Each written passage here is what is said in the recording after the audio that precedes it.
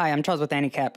The story begins as a guy wakes up and is surprised to see that his hands are really small. He goes to look at his surroundings and finds that he's in some sort of giant kingdom. Just then a maid rushes to him because she's worried that he'll fall out the window. This kid's name is Vaughn, and he apologizes. The scenery outside was just too magnificent, and he was overwhelmed by its beauty. The maid is shocked to hear him speak like this, and she wonders where he learned such difficult words. She points out that he's only 2 years old, and this comes as a surprise to Vaughn. He's actually much older, so he wonders what's going on. He has vague memories of living in this place, so he wonders if this is that thing called reincarnation. Vaughn remembers that this maid is named Till, and his name is Von Nefertio. His father is Marquise, and his older brothers are Mercia, Jard, and Sesto. Till is very impressed by his ability to say all their full names at his age, but Vaughn just wants to know where he is right now. As the entire family enjoys breakfast, we see that everyone is very tense and serious. Vaughn, on the other hand, isn't anything like his brothers, and the maids all think he's adorable. He is eating his vegetables like a good boy,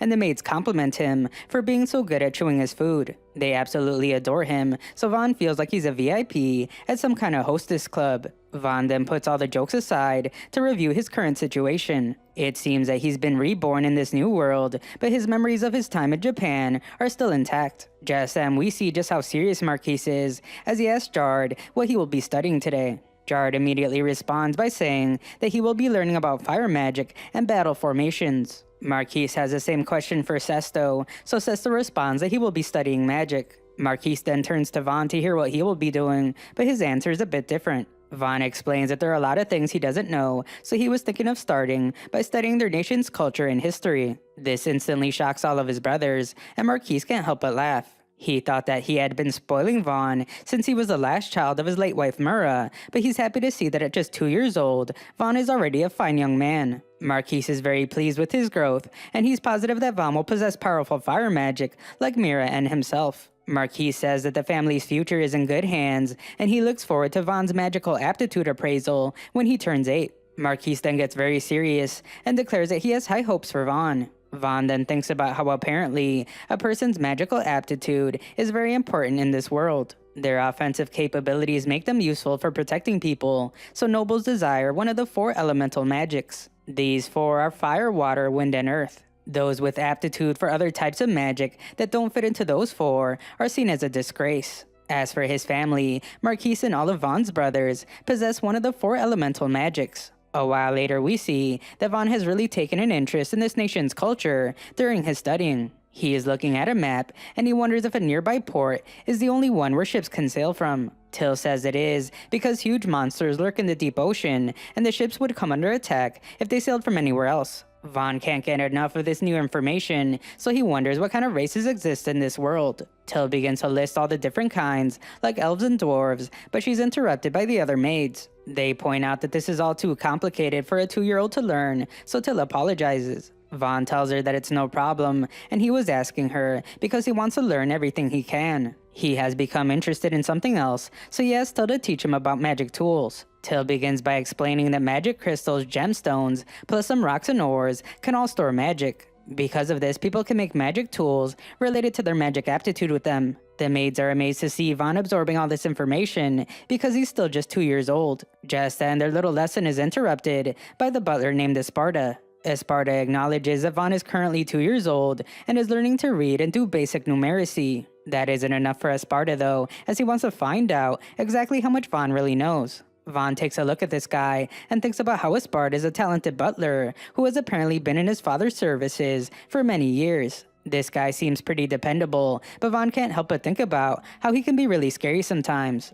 Vaughn quietly says that his reading isn't so good, so Esparta wants to hear about his numeracy skills. Again, Vaughn speaks softly and explains that he can do a little addition and subtraction. Esparta doesn't waste any time, and he gives him a quick test. He raises a few of his fingers and instructs Vaughn to tell him how many fingers he's holding up. Vaughn correctly counts 5 of them, and everyone patiently waits to see what Esparta says. Esparta then declares that he will become Vaughn's tutor, and Vaughn is horrified. The lessons begin immediately, but they're absolutely brutal. Esparta never takes it easy on Vaughn, but thanks to these tough lessons, Vaughn is able to learn how to read and write in just a few weeks. Vaughn often wonders if this kind of studying is even okay for a 2-year-old, but it eventually helps him to learn a lot of stuff. Vaughn then spent the next 2 years studying from dawn to dusk, and eventually he turned 4 years old. We now see him training swordsmanship with Till, but he's no match for her. Till wins like she always does, but Vaughn has had enough of her taunting him. The other maids scold her, as they point out that Till must not value her life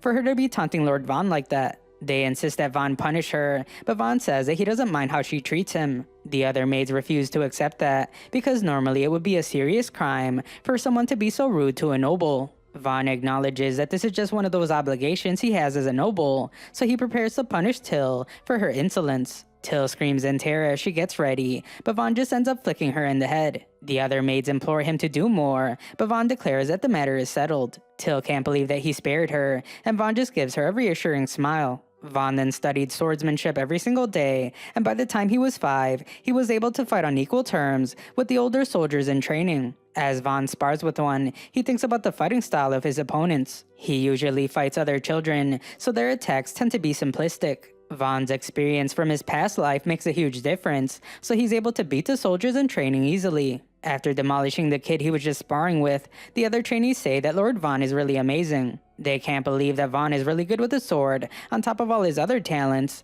and they call him a real prodigy. Vaughn is also very kind-hearted, as he helps the kid up. This amazes the others as well, because unlike Jard and Sesto, Vaughn talks to them, despite their lower status. As Vaughn takes a break, he is met by the deputy commander, named D. D takes a look at Vaughn's hands, and he's amazed, because Vaughn doesn't have any calluses. He thought that Vaughn was sword training every night, so he expected his hands to be in rougher shape, but that is not the case. Vaughn explains that he can't train his swordsmanship as much as he wants, because his studies take up all of his time. D then reveals that Vaughn has been studying so much because the Sparta was ordered to make Vaughn study 3 times harder than anyone else. Vaughn is shocked because he had no idea, but it all makes sense now. He thought it was odd that he was the only one studying from morning to night, and now he knows why.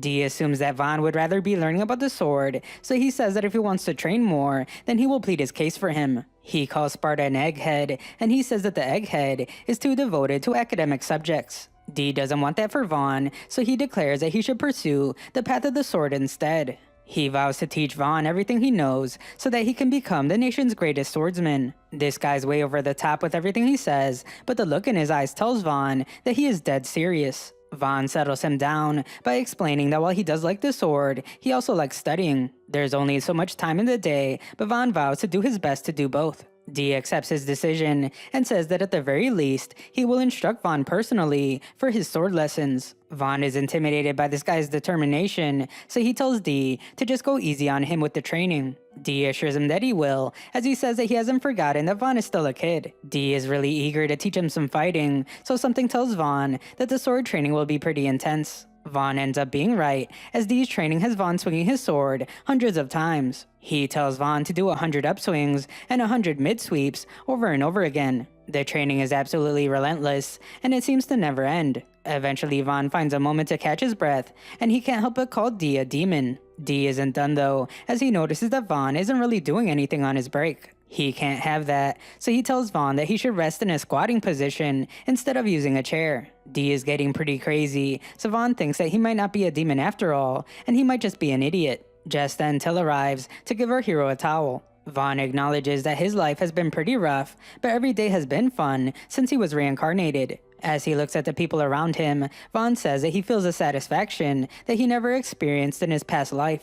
Vaughn doesn't want to take any of this for granted, so he determines that he must enjoy this fun life he has in this world to the fullest. A while later, Vaughn goes over what has happened so far. After being reincarnated, he became regarded as a prodigy by the time he was 6. Every day, he went through his grueling studies and swordplay training. One day, Vaughn's body even gives out mid-studying, and Till says that he seems really worn out. It has been the same thing day after day, and it's getting to be too much for him. Vaughn realized that at this rate, he was never going to get to enjoy his new life. That is why he now tells Till that he wants to go outside and play. She wonders if there's anywhere he would like to go, so Vaughn thinks it over. He eventually decides to go to the market, so they head there immediately. While there, Vaughn thinks about how he isn't exactly on good terms with his brothers. They're all very competitive, because whoever ends up being the strongest among them will take over as the head of the family. Vaughn knows that he has to be careful, because if he stands out too much as a prodigy, his brothers might try to end his life. If things keep going the way they are,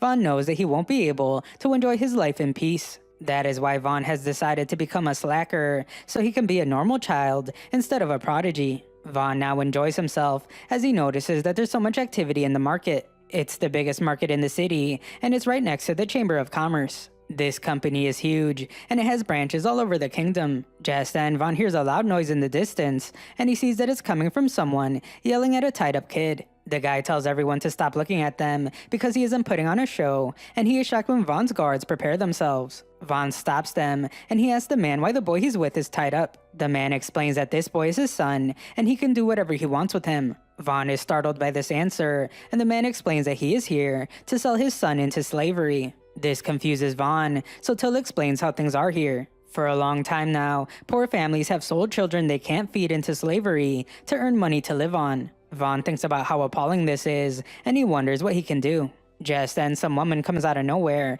and she wonders if Vaughn is the youngest son of Marquise. Till confirms that he's the young prodigy, and she even shows the woman his family crest. The woman is delighted because everyone has been talking about Vaughn, and she welcomes him to the Chamber of Commerce. Her name is Rosalie, and she says that they have everything Vaughn could ever want inside this place. Vaughn immediately points to the kid, and he explains that he's going to be sold into slavery. Vaughn wants to know how much he will go for, so Rosalie takes a look at him. She wonders if the kid has any magical aptitude, so the man explains that he's capable of using thieving magic. That's not very valuable, so Rosalie explains that they wouldn't pay any higher than 3 large silvers for him. Unfortunately, this makes the man furious, and he takes his anger out on his son. He says that he is worthless, and he calls his son a useless brat. The man drags him away as he plans to try and sell him at a different shop, but he is stopped in his tracks. A voice comes out of nowhere saying that he will purchase the boy, and everyone is shocked to see that it's Vaughn. The man is taken aback as Vaughn offers to buy him for 5 silver, and Vaughn instructs Till to get the money. They pay the man the 5 silver, and the guy doesn't even hesitate to leave his son behind. Vaughn wonders if the kid is okay, but the kid doesn't even say a single word. Vaughn removes the rope that was tying him up, and the kid snaps out of his shock. Vaughn introduces himself, and the kid reveals that his name is Kamson. Vaughn happily explains to him that he's free now, so he can go anywhere he wants. Till is surprised because she thought Vaughn bought him to be a slave, but that isn't it at all. Vaughn just felt like he needed to help the kid, so that is what he did. He wonders if Kamson has anywhere to go, but once again he goes silent. Vaughn can tell that he doesn't, so he asks him if he would like to come with them. Vaughn's guards see a problem with this because they doubt that Marquise will allow a child of unknown origin into the mansion. It would be different if Vaughn brought him back as a slave, so Vaughn determines that he has no other choice. He wonders if that would be okay with Kamson, and Kamson says that he doesn't mind. That's fantastic news, so Vaughn says that it's time to find him some proper clothes. Vaughn realizes that he isn't the best at this,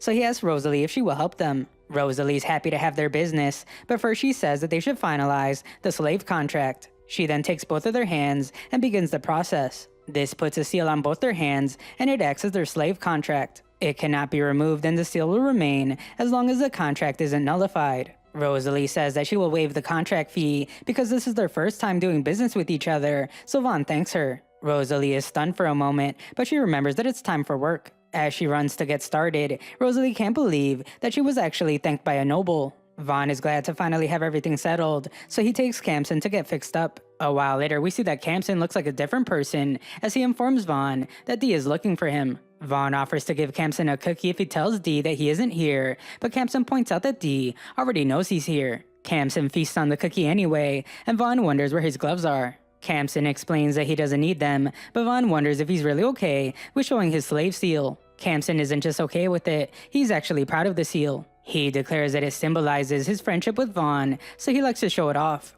Vaughn points out that he bought those gloves for him, so Kamson throws everything he just said out the window, and he puts the gloves on. Just then, Dee arrives in search of Vaughn, but Kamson tells him that Vaughn isn't here. Dee says that someone saw Vaughn come into this room, but Kamson says that he must be mistaken. Kamson declares that he can't be sure, but he believes that the person just hallucinated because of their strong feelings for Vaughn. Dee's investigation isn't done, as he notices the cookie crumbs on Kamson's face that were not there before. Kamson denies that they were ever there, but Dee saw him wipe them away. Dee is done with the games, as he determines that Vaughn must have bribed Kamson to lie. Dee's impressed by Kamson's boldness for lying right to his face, so he decides that he will train Kamson in Vaughn's place. Kamson can't believe it, but there's nothing he can do as Dee takes him to begin their sword training. Vaughn sees that it's safe to come out, and he can only apologize to Kamson for letting him take the fall.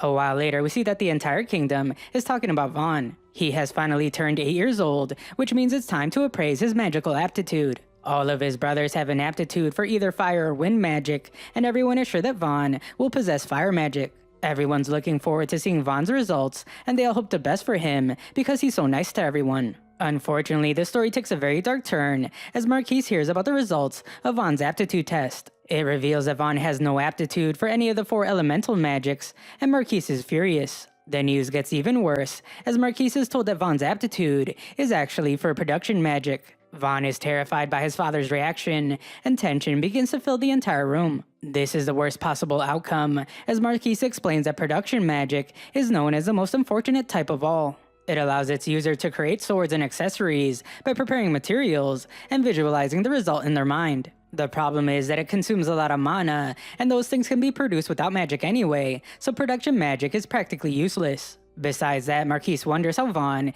is supposed to protect the people of this nation with that kind of magic. Marquise says that his late wife Mira was a powerful fire mage, and so was he. Their power was passed down to their other sons, so Marquise can only wonder how he and his wife gave birth to a useless production mage. Vaughn is the last child Mira left him before her passing, so Marquise is furious. He has a terrifying moment of clarity as he realizes that he was a fool for getting his hopes up.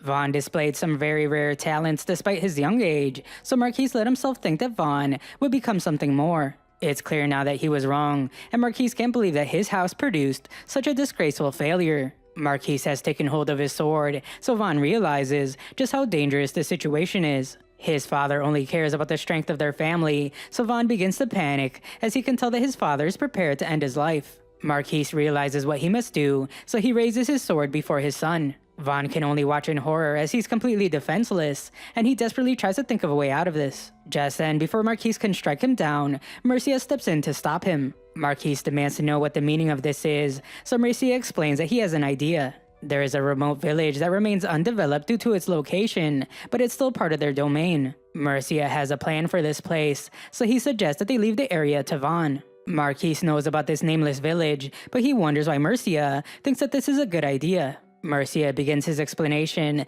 by saying that the village has just over 100 residents. Nothing special ever comes out of there, but the magical resources in the nearby mountains are very powerful. This village is part of the territory that Marquise gained when he was promoted, but it sits between 2 countries that are at war with each other. This territory of theirs has some loyalty issues, so they would benefit greatly if they sent Vaughn there to gain trust. It's incredibly dangerous in the village because it's surrounded by the war going on, and it's under constant attacks from monsters. It's also an impossible place to defend, and it's practically a death trap. Marquise was going to end Vaughn's life anyway, so Mercia thinks he could at least make use of Vaughn by sending him to the village. Marquise likes the idea, so he puts his sword away and declares that Vaughn will become the lord of that village. He tells Mercia that he did a good job because he was able to find a good use for the useless Vaughn. Vaughn is absolutely shocked as they leave, and Mercia apologizes. He couldn't bear to see anything horrible happen to Vaughn, so he made the rash proposal. Vaughn is being sent somewhere dangerous, so Mercia says that he's free to hate him if he wants. Vaughn points out that he wouldn't be alive right now if it wasn't for Mercia, so he's actually very grateful. Mercia promises to do whatever he can to help him, so the 2 brothers shake hands. The next morning, Till says that she doesn't care about the results of some dumb test. Even without magic, Vaughn is still a wise and upstanding noble in her eyes. She is furious about Vaughn being sent to a remote village, and she calls it outrageous. Vaughn thanks her for worrying about him, but he says that right now he's looking forward to it. A lord of a rural town won't have much to do, so Vaughn looks forward to having more free time. If things go well, Vaughn believes that he will finally be able to live a fun and laid-back life. He's really optimistic, as he declares that he will turn it into a place that he really likes to live in. Unfortunately, the king couldn't care less about Vaughn now, so he's being sent without any knights. The only people that will be going with him are 10 adventurers that Mercia hired. At first, they were only going to let him take Kamsim with him, but Vaughn knows that it would have been terrible for them. Luckily, his brother kept that from being the case, so he can only thank Mercia. Just then, Till arrives to remind Vaughn that she is his personal maid, which is why she will be coming with him. Dee appears out of nowhere and reveals that he will be coming as well. He still plans to teach Vaughn everything he knows about the sword, and nothing's going to stop him. It's a very kind gesture, but Vaughn can't help but think how he's going to put him through more training. Just then, Esparta's the next to say that he's coming with because he just retired as a butler. He has decided to supervise Vaughn's studies for fun during his retirement, and Vaughn can't believe that everyone is joining him. As they leave, Till points out that Vaughn has a big smile on his face. Vaughn didn't realize it at first, but now he can tell that he was really anxious about going out on his own. Vaughn then thinks about how the family crest isn't on this carriage because Marquise wanted to send him away without anyone knowing. Vaughn fully expects this to be a sad departure from his home, but a little girl comes out of nowhere to say goodbye. It turns out that the entire kingdom knows he's leaving, and they have all gathered to wish him farewell. One of these knights explains that Dee was upset after hearing that Vaughn was being sent away in secret. They couldn't do anything about him being sent away, so Dee wanted to at least make sure that his departure was a grand one. Vaughn points out that no one was supposed to know about this, but there's no way to tell Dee that because the soldier says that he's asleep right now. He can't even tell everyone to go away, so Vaughn will have no choice but to accept everyone's kind farewell. Just then, Vaughn is shocked as he sees that Dee isn't actually asleep and he's getting the crowd hyped up to say goodbye. The departure's more grand than Vaughn could have ever expected, as they tell him to take care of himself, and Vaughn says goodbye to everyone. On the way to the village, Vaughn tries out his power for the first time. He's able to turn a twig into a small dagger, and he explains that this is what production magic is. Vaughn figured he would start trying it out here and there, just in case he ends up needing it. He has an aptitude for it, and he hopes there's a good way to make use of it. They have been traveling for some time now, so Till says that they should be arriving at the village soon. Vaughn tells Kamsin that if he ends up not liking the village, he can return to the manor. They have a slave contract, but Vaughn doesn't want to force him to live in the village. He says that he can release Kamsin from the slave contract, and he would tell Murica to make sure that he's treated right. Kamsin of course declines the offer, as he declares that he's already decided to dedicate his life to Vaughn. It doesn't matter what kind of danger they're ever in, Kamsin's determined to protect him. Just then the carriage comes to a sudden stop, and Arb frantically explains that the village is under attack. Dee sees the culprits behind the attack and determines that they must be bandits or washed up mercenaries. He is sure that they're experienced fighters, so Vaughn assesses the situation. The village is surrounded by a tall fence, but it's ineffective against arrows. Dangerous looking men are attacking from the front gate, so Vaughn determines that the villagers have to keep up their turtle-like defense. There are about 50 enemies, and Vaughn's group has way less numbers. Dee asks Vaughn for permission to join the battle, because if they all attack together, they should be able to defeat the bandits. The adventurers that Murica hired disagree, as they think it's too dangerous. The enemy outnumbers them by a wide margin, and they would just be throwing their lives away. Dee recognizes this guy as Ortho the Adventurer, and he says that he's aware of the danger. He already knows that they will take some losses, but he is sure that they can drive the bandits away. Ortho points out that the adventurers were only hired to guard Vaughn until they reached the village, and he would never accept a quest that risked the lives of his comrades. Dee doesn't back down, as he explains that this village is Vaughn's first territory. The villagers are his first citizens, so they must draw their swords to protect them from danger. Ortho admires his chivalry, but he explains that it has nothing to do with adventurers like them. Dee is furious, but he knows that he can't force them to fight. Instead, he just asks them to at least protect Vaughn, and he says that they can run away if things take a turn for the worst. Ortho agrees to do this, but Esparta is now the one to object. If Dee's life is taken in battle, the village will have no future, even if they take control. He says that they can't risk that, so Dee can only wonder what Esparta thinks they should do. Esparta reminds everyone that while he did serve as a simple butler at the mansion, he is still an elemental mage. He assures them that they can count on his combat prowess, but the adventurers find it hard to believe that this guy can fight. Esparta just goes right into explaining his plan by saying that he will first create a defensive wall. It will serve as a shield, so he asks the adventurers to fire ranged attacks from behind it. Once the enemy's focus is on the ranged attackers, Dee and his men will charge him from the flank. They are severely outnumbered, but a sequence of surprise attacks will improve their chances of victory. Vaughn wonders if Esparta is really planning to stay behind and fight, so Esparta reveals that this is always his plan. If he doesn't act as a decoy and continue attacking from behind the wall, then Dee and his men will lose their lives for nothing. Vaughn is still against it because he is sure that Esparta will lose his life in battle, but Esparta doesn't waver. He declares that this is one last chance to show off his old man strength, and he pleads for Vaughn to allow him this selfish request. Vaughn admires his determination, but he points out that Esparta has contributed so much to his family. Vaughn refuses to let his life end in a place like this, and he says the same for Dee and his men. If they lose their expert strategist Esparta and their best fighter Dee, then it will be impossible for them to develop this land. If Vaughn fails this mission, he's sure that his father will take his life. Vaughn can't allow any of this to happen, so he declares that he will be the one to act as a decoy. Everyone is shocked by his decision, until immediately refuses. She would rather do it herself, and Kamsen says the same thing. Vaughn appreciates what they're trying to do, but Till is very precious to him, and he doesn't want to see her life ended. The same goes for Kamsen, especially because he should be free right now and enjoying his life. Vaughn has already made his decision, so he declares that he will ride the carriage into the battle and attack head-on. That way the rest of their group can attack from range on both flanks. Dee tries to stop him once more, but Vaughn reminds him of something. He did sword training with him every day, so he won't lose his life easily. Vaughn says that even if he were to lose his life here, he can't think of a better end for a lord than sacrificing his life for his people. Vaughn's speech is incredibly inspiring, and Ortho's completely shocked by Vaughn's determination. Ortho hated the idea of guarding a noble when he first heard about the mission because he believed that there were no good men among the upper nobility. He was sure that they all looked down on adventurers and common folk, so none of them were worth protecting. The only reason he accepted the quest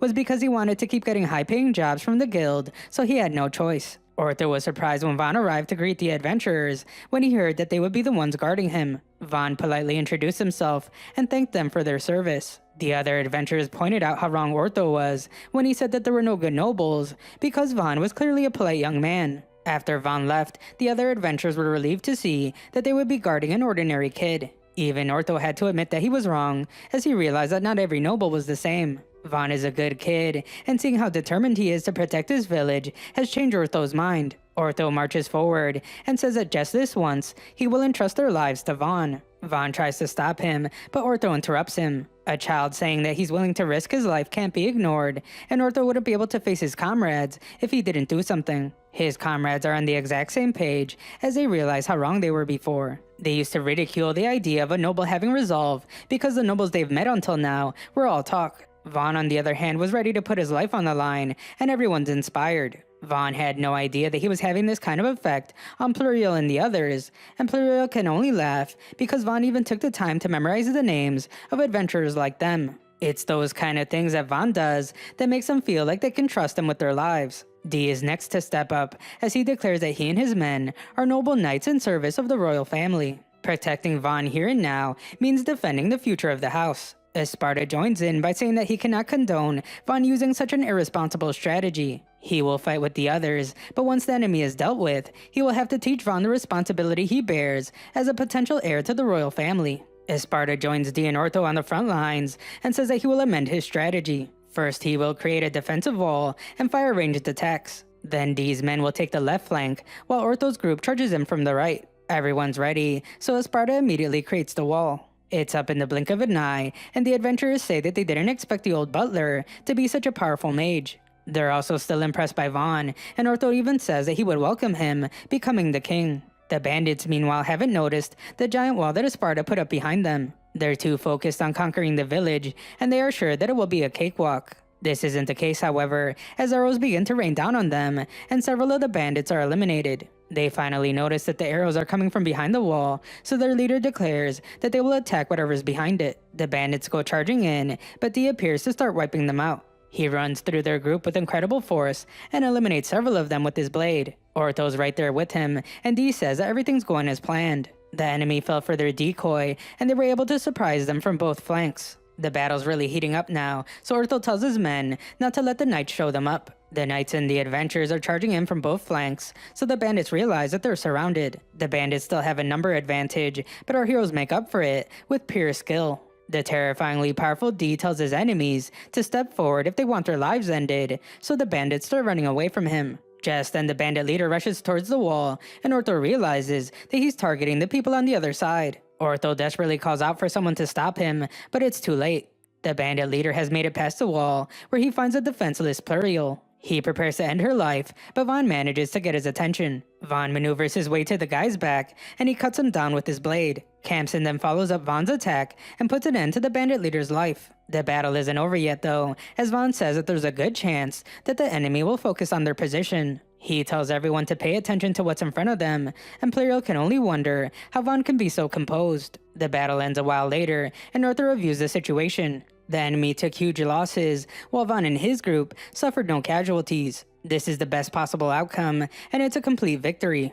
Once Ortho receives payment, their quest will be complete, and they can leave. However, Ortho says that he has become curious about Vaughn's potential. He knows that there won't be much money in it, but he wonders what his group thinks about staying in this village for a while. Some of the adventurers would rather go on another quest, so they leave, but Ortho and his men stay behind. Pluriel is especially interested in staying because Vaughn saved her life and she wants to repay him. The others were really impressed by how Vaughn carried himself on the battlefield, and they can't believe he's only 10 years old. He's also much nicer than any other noble they have ever met, so they're all eager to see what this village becomes under Vaughn's leadership. Ortho wonders if they're all ready to stay here to help Vaughn, and they all agree. Meanwhile, Till scolds Vaughn for putting his life in danger. She is furious and she demands for him to let her risk her life first next time. Dee arrives to congratulate Vaughn on a job well done, and Vaughn says the same back to the commander. As for Esparta, he senses that the villagers have gathered near the entrance. Vaughn remembers that this is their first time here, so he prepares to meet everyone.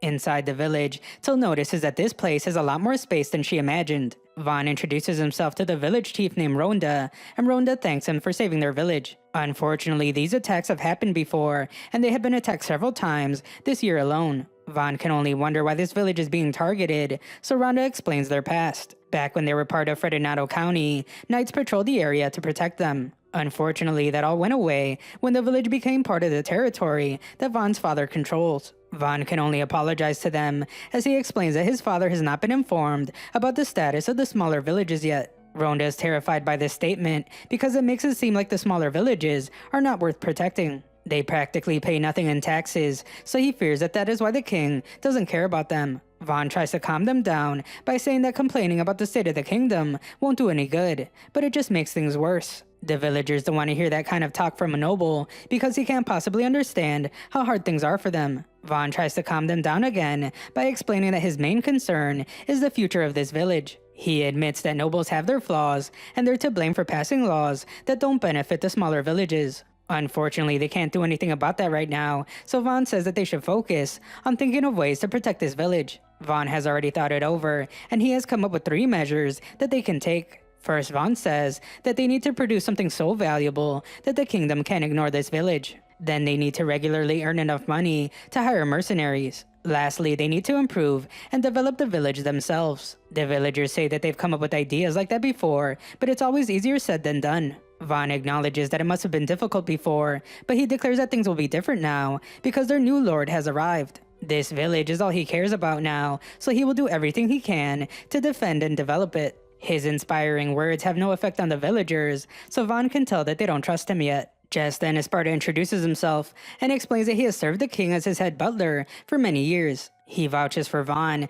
by explaining that he has been entrusted with land at the age of 8 after being considered a prodigy. Dee introduces himself next by saying that he's the deputy commander of the king's knights, and he also vouches for Vaughn. The villagers are in shock because the king's head butler and deputy commander have come to their village. They're clearly very important people, so they can only wonder what they're doing here. Rhonda wonders if Vaughn being a prodigy means he can use elemental magic, so Vaughn reveals that he can. He says that it's only production magic though, so they shouldn't expect too much from him in combat. It's clear that the villagers are disappointed to hear this, but Vaughn says that he just hasn't figured out his powers yet. Just then, one of the villagers brings up the problem with taxes. So far, it's been an incredible struggle to give 30% of their harvest, and it's been having a terrible effect on the village. Vaughn wastes no time in fixing this, as he says that they can cut it down to 10% for a while. He has a lot of plans for this village, so it's important to secure a stable way of life first. The villagers are shocked to hear that the taxes will be lowered, and it's a huge relief. Vaughn declares that it's time to get started, and they will begin by strengthening the village's defensive walls. He wonders if Esparta's earth magic wall is long-lasting, but unfortunately it's not. It maintains its integrity while active, but when the mana fades, it becomes a simple mound of dirt. Vaughn determines that they will have to replace the wall with something sturdier, but they need something in the meantime. It will only be a temporary measure, so he asks Esparta to create a wall of dirt for them. Esparta does it immediately, and all the villagers are amazed by his incredible power. Vaughn also wants to build a moat to slow down any intruders, so Dee tells them to leave the job to the knights. Vaughn really has the attention of the villagers now, so he tells them that everyone's cooperation is vital right now. If they all stand together, this village can be reborn even stronger than before. A while later, Till wonders what Vaughn is doing out in the woods. He explains that he was thinking of testing out his production magic, so he has gathered a pile of wood. As he tries his magic, Vaughn notices that he can feel a warmth slowly growing in the pit of his stomach. Vaughn walks himself through the process of using production magic by reminding himself to focus on controlling his mana. Once the mana reaches his fingertips, he must sense every fiber of the wood. Then he will spin them together to make them stronger, like plied thread, before weaving the fibers even more tightly to make a block of wood. The process is a complete success, as Vaughn creates the block, but the others can only wonder what it is. Vaughn explains that it's a fiber block, and he compares it to how microfiber is made. Unfortunately, microfiber only exists in his old world, so the others have no clue what he's talking about.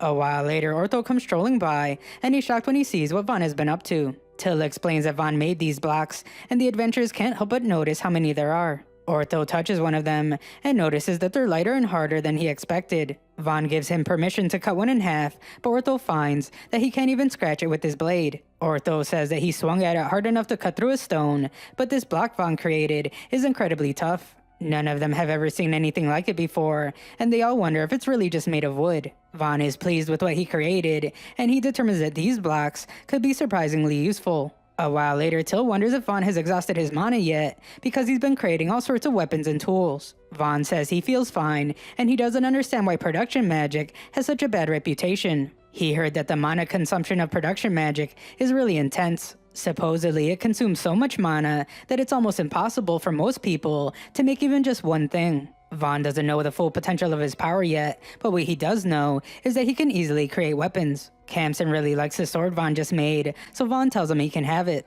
Kamsen promises to cherish it forever, and Till eagerly waits to see what Vaughn will give her. Vaughn hands her an axe, but she isn't very excited about it. Vaughn wonders if there's something wrong with it, so Till tells him that she only went quiet because she was entranced by the weapon's beauty. Vaughn can tell that she doesn't like it, so he thinks about making her a nice accessory later. That night, Vaughn thinks about how his body's sore from all the traveling. They've hardly had any breaks, but worst of all, Vaughn hasn't been able to bathe. Vaughn is sure that the others are tired as well, because they've only been camping this entire time. They can't keep living like this, so Vaughn decides that they need to secure their basic needs before strengthening the village's defenses. Vaughn thinks about what would be the best thing to make first, and he determines that they should make a house. The next day, Rhonda wonders what our heroes are doing, so Vaughn reveals that they're building a home for themselves. This spot used to be a public square, but it hasn't been used in the longest time. There's a lot of space, so Rhonda says that it's the perfect place for Vaughn's mansion. Vaughn is finally ready, so he determines that it's time to find out if he can actually make something as large as a house. Vaughn gathers all his focus and determines that he must start with the 4 pillars that will go in each corner. The pillars require fine wires to go deep into the ground so that they can have a strong foundation. After that comes the floors and the walls to connect the pillars. Finally, after all that, Vaughn finishes up his home with the roof. Vaughn declares that he's finished, and everyone's in complete disbelief. The villagers begin to gather, and the adventurers wonder what just happened. Till explains that Vaughn just built a house for them to live in, but they can't believe that he did it in such a short time. The knights and the adventurers couldn't be happier with their new home, and everyone gets a good look as the dust finally settles. Vaughn doubted himself at first because everyone told him that production magic is useless, but he realizes now that his magic is actually very useful. Vaughn looks at the beautiful home he created for him and his friends, and he can't help but wonder if he made it a little too big. No one can believe that Vaughn made a giant house so fast, and they determine that his production magic is better suited for governing a territory than elemental magic. Vaughn agrees that it's an interesting skill, but he still thinks that offensive magic is still best for protecting people. He is sure that people would feel much safer living under the protection of a powerful lord, but his friends assure him that that isn't the case. Esparta says that he would be correct in times of war, but what people seek is simply a lord who will improve their lives. In that way, Esparta says that no one is better suited than Vaughn. What Vaughn just did was incredible, and Ortho has determined that Vaughn's powers far exceed those of regular production magic users. Vaughn isn't done, as he says that if they bring him the lumber, he can even make houses for everyone else. Everyone is stunned to hear this, so Ortho and Dee tell their men to hurry and gather the materials. The villagers all want homes as well, and Vaughn quickly realizes that he doesn't know what he got himself into. Their homes are in really bad shape though, so Vaughn decides that he will start by dramatically renovating the people's lives in the village. Vaughn agrees to make everyone a home, so they all celebrate. Vaughn finishes making a bunch of houses, and everyone's amazed by his huge mana capacity. His extensive knowledge in how to construct a neighborhood is also very impressive, and Vaughn explains that it's called a grid plan. It has a 4-home block as its fundamental unit, and large streets run between the blocks. Vaughn says that these homes should work for now, but when they eventually obtain lots of stone, he will rebuild each home to better suit its residents. Vaughn also built a bath next to his mansion simply because he wanted to bathe. He went with a simple design for the bathtub, and Pluriel used her water magic to fill the tub. That night, after taking a bath, Vaughn finally gets to sleep in a nice comfy bed. The next day, Vaughn is told that thanks to the knights, they now have a trench around the village. Vaughn is very pleased with this, but it would be ideal for their defenses to fill it with water and make it a moat. Beyond that, they will need water for drinking and for use in the bath. This makes it clear what their next job should be, so Vaughn declares that it's time to find a water source. They quickly diverted water from a nearby river with the help of Esparta's great powers. He instantly dug a trench a few meters long, while Dee and the others extended it by hand. Vaughn followed behind to strengthen the bottom and the sides of the trench. There's a lot of distance between the river and the village, so Till says that it's quite the project. It can't be helped though, as Vaughn points out that people need water. It's hard work, but having everyone pulling toward the same goal is pretty fun. Furthermore, once conditions are improved and less uncertain for people, it'll be easier for merchants to visit. This will be essential because it's the only way Vaughn will be able to live his laid-back life in the future. Vaughn determines that this job will take at least a week, but he's shocked when the workers point out that they can already see the village from where they are. Vaughn decides to call it a day for now, but Dee says that they will reach the village in a few hours if they keep going. Dee is eager to keep working, but Vaughn points out that the others are ready to pass out. Dee considers this to be a new kind of training, but he realizes that he can't push too far. The next day, Vaughn announces to everyone that they have finally completed the canal to carry the water to the village. He thanks everyone for their hard work, and he tells Esparta to open the water gate. Water comes flowing in, and all the villagers are amazed. The moat around the village is complete, and now it'll really be difficult for the bandits to attack the village walls. Vaughn fears that the moat will flood when it rains, so he wonders if he should create a lake behind the village too.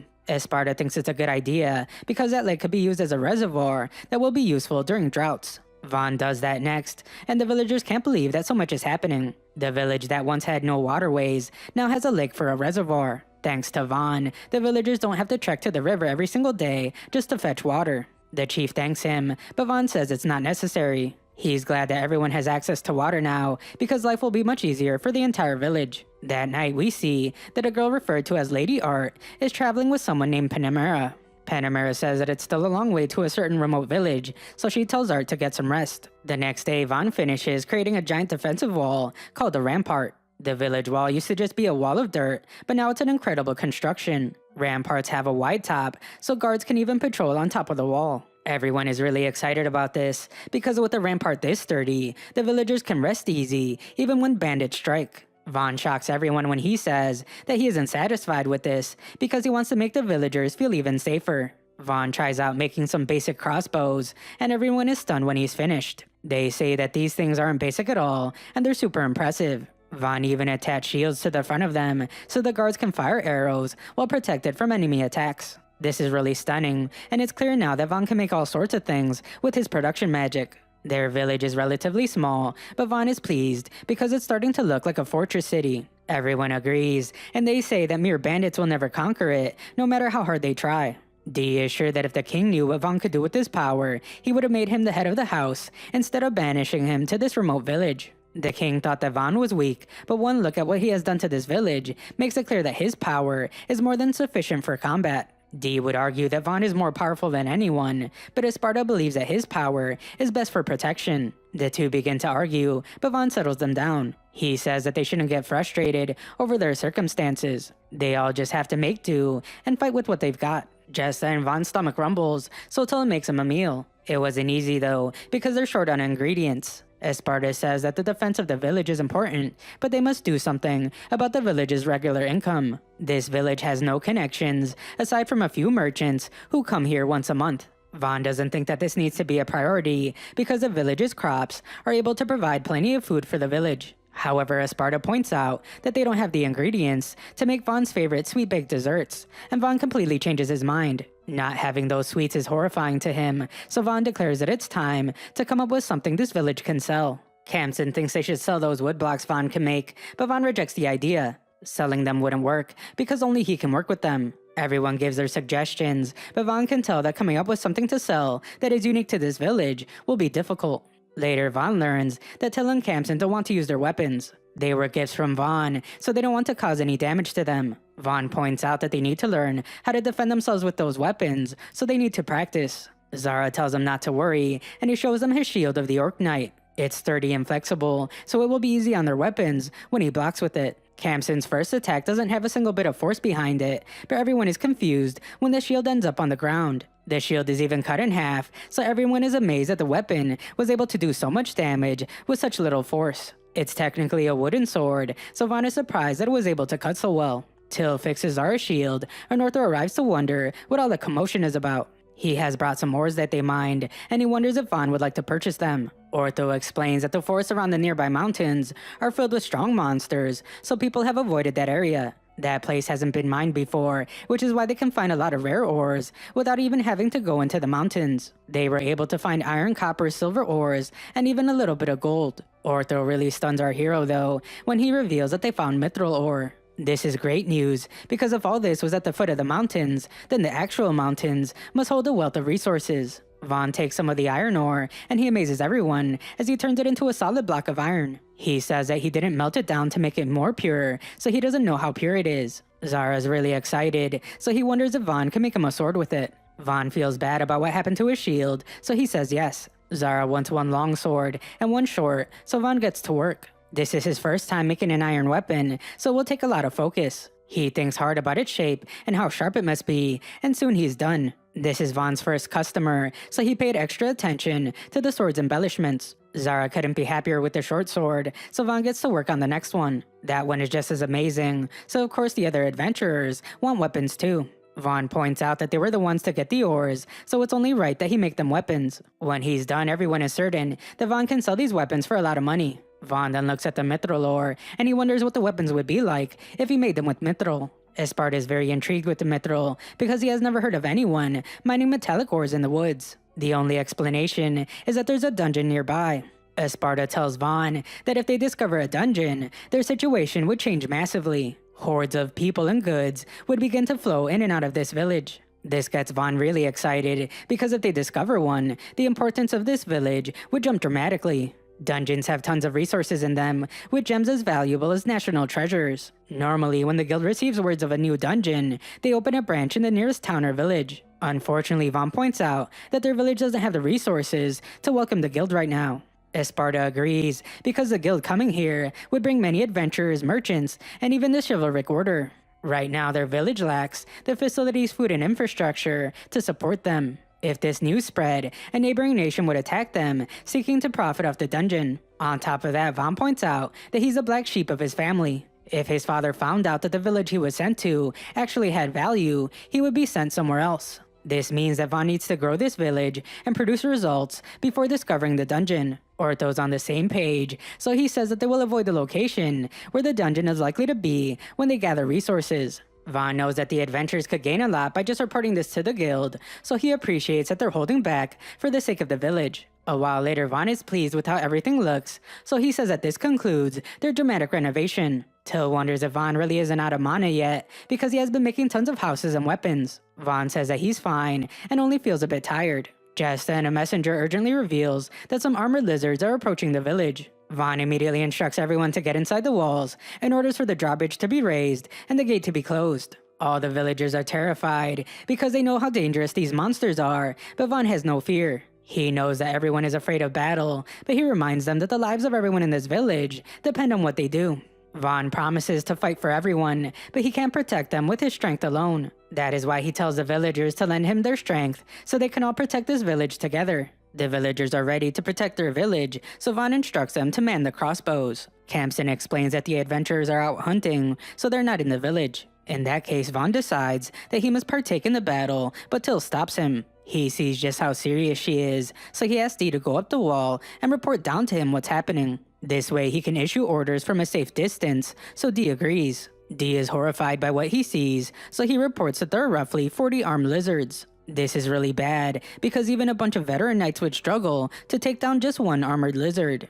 There's no time to waste, so Vaughn tells Dee to load the crossbows. All the villagers follow Dee's command, and they launch their first attack. The arrows seemingly vanish when they hit the lizards, and Dee realizes that they're going right through them. After a while, they're able to take down 10 of the monsters, and the villagers begin to celebrate. There's still many left though, and they only have one bolt left per crossbow. They have no choice, so they fire their last arrows, and they manage to take out another wave of armored lizards. Unfortunately, they're out of iron arrows, and there's still many monsters left. Vaughn struggles to think of a solution, but he comes up with an idea. He tells Dee to use the wooden bolts, but the others fear that it won't do much. The scales on these armored lizards are made of steel, so wooden arrows would never pierce them. Dee tells him not to worry, because Vaughn has already defied his expectations in countless ways. He protected this village from bandits, then developed it at a tremendous pace. Dee won't ever doubt him again, so he has decided to put his faith in Lord Vaughn. The villagers launch the wooden arrows at the beasts, and the knights are shocked to see that the arrows are getting stuck in their heads. They wonder if this really worked, and everyone begins to celebrate as the monsters collapse to the ground. It's clear that the wooden arrows are enough to take the lizards down, so Dee orders for the villagers to keep firing them. He says that they will feast on lizard kebab tonight, and arrows begin to rain down on the monsters. Soon Dee announces that they have won the battle, and all the villagers cheer. Vaughn is given credit for his great decision, and he's just glad that it worked. The knights assess the situation, and they're very impressed. Not only did they avoid any casualties, not a single person on their side was even injured. Their victory was overwhelming, and this makes Dee realize that Vaughn is going to be a big deal. Later, the villagers harvest the giant lizards, and Dee tells everyone to take care when preserving their eyes and fangs. The guts can be thrown out, but they have to be sure to extract the magic cores. The harvesting is going much faster than expected, and it's all because of the incredible knives that Vaughn made. Vaughn arrives to see that they have tons of meat in the village now, which means that they can have a feast. The feast is held that night, and Vaughn gives a toast to their victory.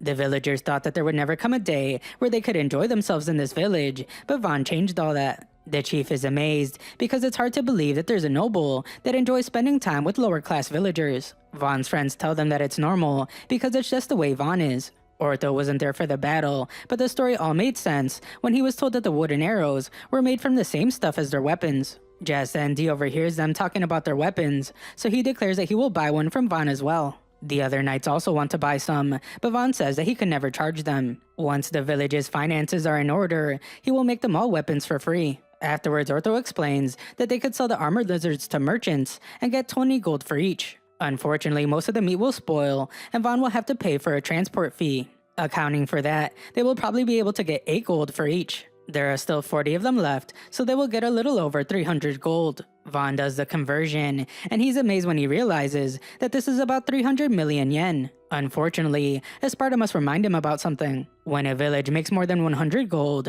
it's required to pay 50% in the form of taxes. There's no way to keep it a secret either, because it will be discovered immediately if they try to sell this much at once. That would bring the profit down to 150 gold, but the worst part is that Vaughn's father will learn about how well this village is doing. If he learns that this place has value, then he will exile Vaughn to a different remote area. Esparta comes up with an idea and says that they could try reporting this to Vaughn's brother Mercia. They could give him the glory of defeating the armored lizards, and no one would get suspicious. Later, some merchants arrive at the village, but they wonder if they're at the right place. They have been here before, but it doesn't look like the old remote village that they remember. Vaughn introduces himself as the lord of this village, and they immediately recognize him as the son of Marquise. He is known for being a prodigy, so they wonder what he's doing here. The merchants introduce themselves as Mari and Rango, so Vaughn welcomes them to their village. Inside, the guys are absolutely stunned when they see what Vaughn has to sell them. They are the materials from the armored lizards, and the guys can't believe that they managed to defeat such a huge army. Even adventurers fear these giant monsters, so the guys struggle to believe that this tiny village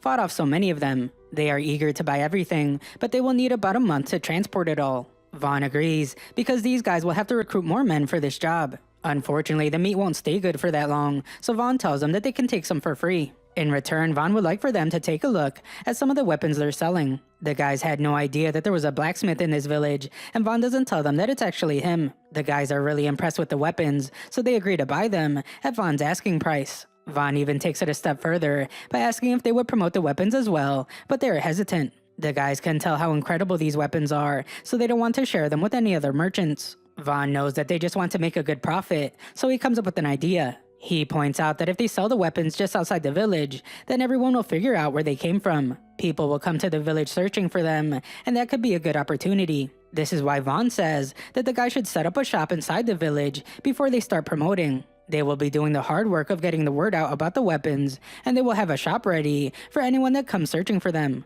The guys wonder if Vaughn would really be okay with that, so Vaughn says that he would. Vaughn builds the shop right away, and the guys are even more amazed. They just finished telling Vaughn what they thought the shop should look like, and he made it in the blink of an eye. Just then, we see that the girls have arrived at the village. Panamera is concerned about something, so she says that she will find out if Vaughn is really a prodigy herself. Inside Vaughn's mansion, Esparta explains that the village is growing at an incredible rate. He believes that more people will come, so they need to build a town that can hold 10,000 people. As they develop the land, they will need plenty of people to guard the village and administer its facilities. Furthermore, Vaughn will have to decide what kind of fortress town they want to be. Square fortress towns are the most common design, but Vaughn has other ideas. He wants to use a star design because attackers will have to spend time conquering the pointy parts to get near the main parts. If they try to ignore them, then they will just end up getting attacked from 3 different angles. Just then, Vaughn is told that an emissary from Ferdinando County has arrived to see him. Panamera introduces herself as a knight, and Art introduces herself as the youngest daughter of Count Ferdinando.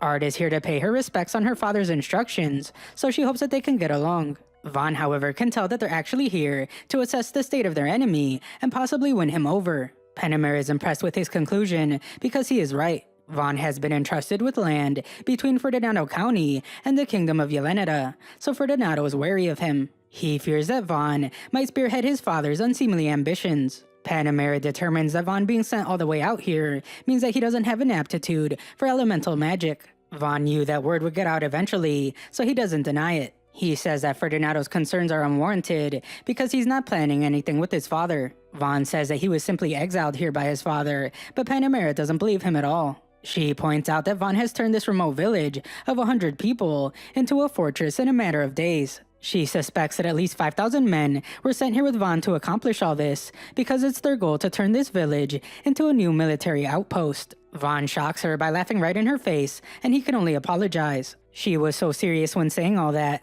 but there's a huge misunderstanding. Vaughn explains that all his father allowed him to bring was Kamsin and some of his luggage. He says that his family didn't even see him off, and Art is horrified to hear this. Panamera points out that his night butler and maid are here, but they explain that they came on their own. Dee was even ordered to return to the kingdom, but he just ignored it. Esparta says that he's retired, and he just wanted to hang out in a nice village. Till says that Vaughn cares about people more than anyone, which is why she has decided to serve him for the rest of her life. Panamera is still skeptical, so she wonders how the village was able to change so fast. Vaughn determines that it would be best to show them, so he takes them outside. He says that he will make a rampart like the one that surrounds their village, but Panamera can't believe it. She is amazed when Esparta makes it clear that he's a great elemental mage, but this wall won't be enough. Panamera knows that once this wall loses its mana, it will come crumbling down. This is where Vaughn steps in, so he uses his magic to turn the wall of dirt into a rampart. He then uses some of his blocks to create a gate right in front of their eyes.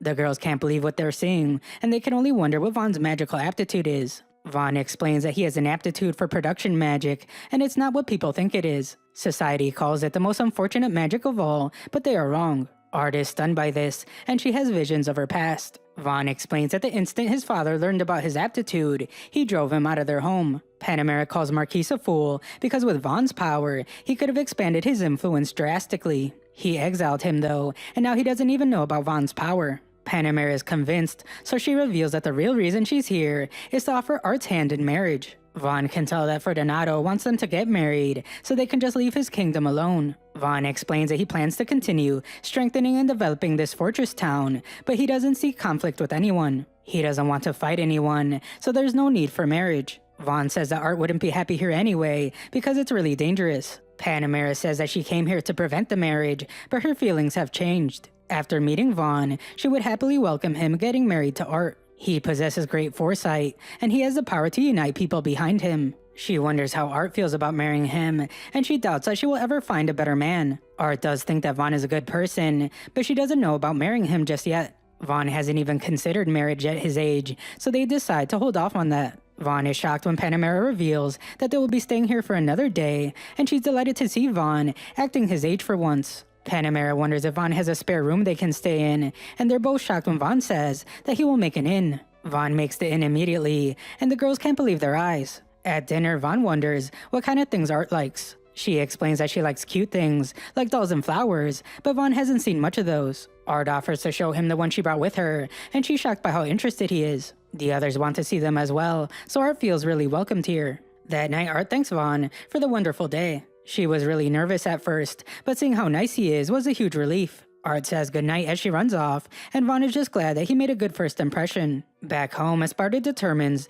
that Art was most likely sent here for the same reason Vaughn was. She probably can't use elemental magic, so Vaughn realizes that it was hard for her to say that she was driven away from home just like he was. Vaughn is okay with that, and decides that she can stay in this village if she's not able to return home. That night, Panamera wonders if they should stay a while longer. Art says it's a great idea, and she heads to bed. She thinks about talking to Vaughn the next day, and it's the first time in a long while that she's actually looking forward to waking up. The next morning, the others urgently wake Vaughn up. There's something going on at the lake Vaughn created, and Dee and Esparta are already at the scene. Vaughn eventually arrives and finds everyone wondering who the mysterious girl is in the lake. She belongs to a race called the Upkalu, which means that she is half human and half fish. They usually live in rivers that are deep inside of a forest, but for some reason a number of them are here in the lake Vaughn made. They are a rare species that few ever encounter, so Vaughn tries asking the girl what she's doing here. He tries to ask for her name, but she doesn't respond at all.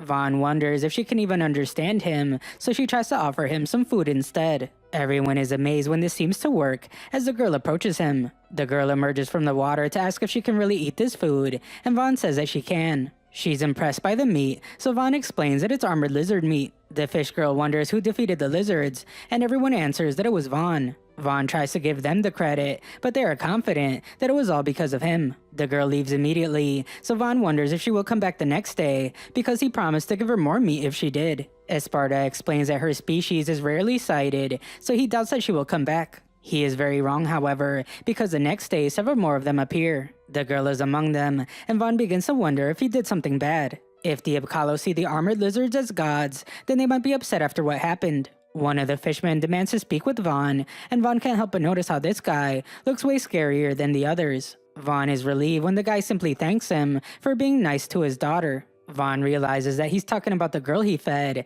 and he's glad that it isn't something worse. The guy wonders if Vaughn was really the one who defeated the armored lizards, and Vaughn says that everyone's giving him the credit. The Apkallu are stunned because they can't believe that someone so young could also be so powerful. They wonder if he's some kind of legendary mage, but Vaughn tries to explain that he didn't do it himself. The guy interrupts him and gives Vaughn permission to marry his daughter. Vaughn can't believe it, so the guy wonders if there's a problem. He introduces himself as Lara Vesta, and he explains that his daughter is his only child. Vaughn points out that she's too young to even be mentioned in marriage, so he wonders why Lara Vesta is doing this. Lara Vesta begins his explanation by pointing out that his people have avoided making ties with humans. However, in recent years, armored lizards have taken over the rivers, and many of his people have lost their lives. That is why he's looking for someone strong to marry his daughter Lara. Vaughn sums it all up by saying that this guy's offering up his daughter as a bride to forge an alliance with a powerful human. Vaughn responds by saying that the marriage part won't be necessary. Lara Vesta fears that he's refusing the alliance,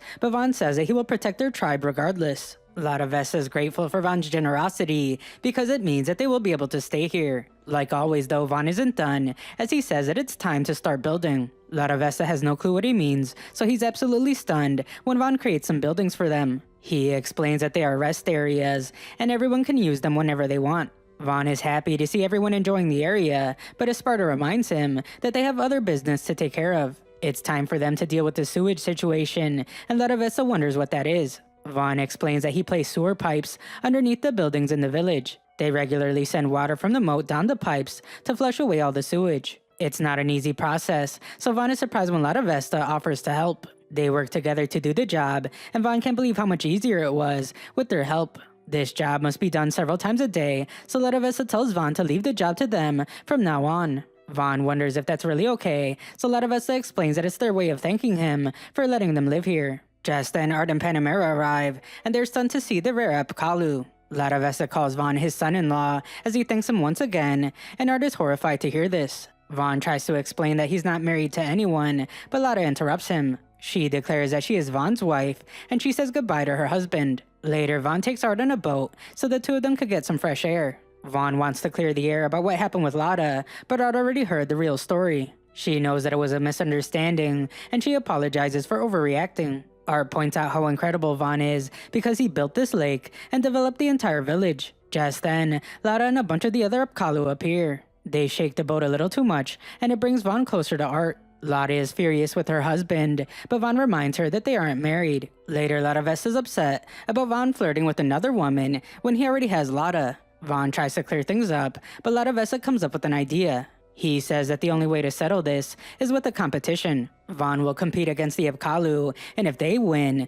Vaughn will officially recognize his marriage with Lara. Vaughn is horrified by the idea, but Dee steps in to say that Vaughn accepts the challenge. Dee assures him that he will bring Vaughn the victory, and Esparta thinks that it would be best to just get it over with. Lara Vesta then explains that it will be a 3-round competition. He lets Vaughn choose the nature of the first round, so Vaughn chooses volleyball. No one has ever heard of such a sport, so Vaughn explains the rules to them. Till and Panamera volunteer for this round, and they will go against Lara Vesta and Lara. Lara Vesta demonstrates his immense power by immediately scoring the first point, and Vaughn fears that he might be really good at volleyball. This is proven almost immediately, as the Apkallu begin to crush Vaughn's team. Till feels terrible for letting Vaughn down, but Panamera reminds her to never give up. Their teamwork goes up another notch, and they finally manage to score their first point. They declare that the real match starts now, and the game quickly intensifies. They manage to claw their way back, and now they're tied. This is match point, and that means that the next to score wins. Lara sets her father up for the perfect spike, and Till does her best to stop it. Till is down on herself once again for failing, but Panamera reminds her to never stop looking to the future. Vaughn is not inspired at all, and he just wonders if he's watching some kind of sports anime. Lara Vesta says that he will choose the next event, so he picks swimming. Vaughn is horrified by this choice, because if they lose one more event, he will have to marry Lara. The Apkallu are natural swimmers, so it's not looking good. Just then Dee tells Vaughn to leave it to him. Kamsin also volunteers, and says that he will do his best. The race is a 2-person relay, so Kamsin and Lara started off. Of course, the half-fish person takes a commanding lead, but Kamsin's not one to give up. His pure tenacity allows him to catch up to the fish, so Lara Vesta tells his daughter to get serious. Lara goes underwater, and she once again takes the lead. She reaches the marker, so her teammate takes over. Kamsin does as well, so Dee springs into action. He uses the butterfly stroke, and the others explain that this swimming technique allows him to use his muscles to the fullest. Dee swims like a madman, and Lara Vesta can only wonder how he's doing it. Dee is able to win the race, and Lara Vesta can't believe that his fish people lost. There is one final event left, so Lara Vesta allows Vaughn to choose what it will be. Just then, Vaughn creates a device that the others haven't seen before, and he asks Pluriel to make some ice for him. Vaughn uses the machine to shave the ice, and some syrup to give it flavor. Of course, the others have no clue what's going on, so Vaughn reveals that the final event will be a shaved ice speed eating contest. They will compete in teams of 2, so Art volunteers to be Vaughn's teammate. The contest begins, and the competitors start eating the ice. Lara and her father find out immediately that this won't be easy when they feel the sharp pain of brain freeze. Lara Vesta reminds himself that this is for Lara, so he keeps eating. Vaughn's team is struggling as well, and he begins to fear that he made a terrible choice. He sees that Art isn't giving up, so Vaughn pushes himself even more. The competition ramps up as everyone goes into an eating flow state, and everyone cheers for them. The race is close until the very end, but eventually Vaughn's team comes out on top.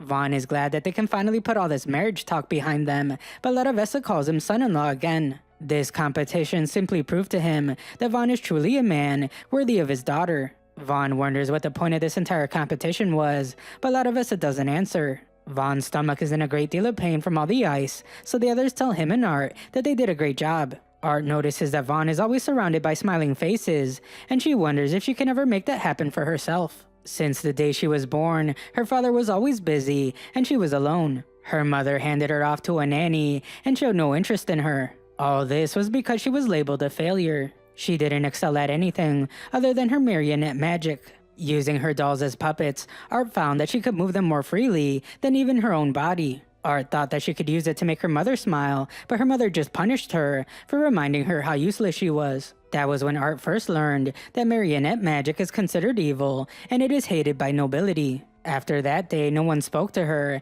and she became someone that was always ignored. When she turned 10, she was sent away to marry Vaughn. Art felt terrible, but then she learned that Vaughn was just like her. Vaughn can only use production magic, and others considered it to be unfortunate. Vaughn was still brimming with confidence, and he made use of his gifts. Art now wonders what would have happened if she didn't stop practicing her magic. She wants to be confident just like Vaughn, so she's determined to start trying a little harder. Later, Vaughn tells everyone what he's planning. He wants to build even more ramparts around the village, and he tells everyone to work carefully. Just then, Art arrives to point out how nice the day is. Vaughn can tell that she seems more energetic today, so she thinks about why that is. She wants to see things the way Vaughn sees them, so she wonders if it would be okay to watch him while he works. Vaughn is delighted to hear this, and he says yes. Not everyone is having a good day though, as we see that the adventurers are running for their lives. Thanks for watching my recap. Make sure to like the video.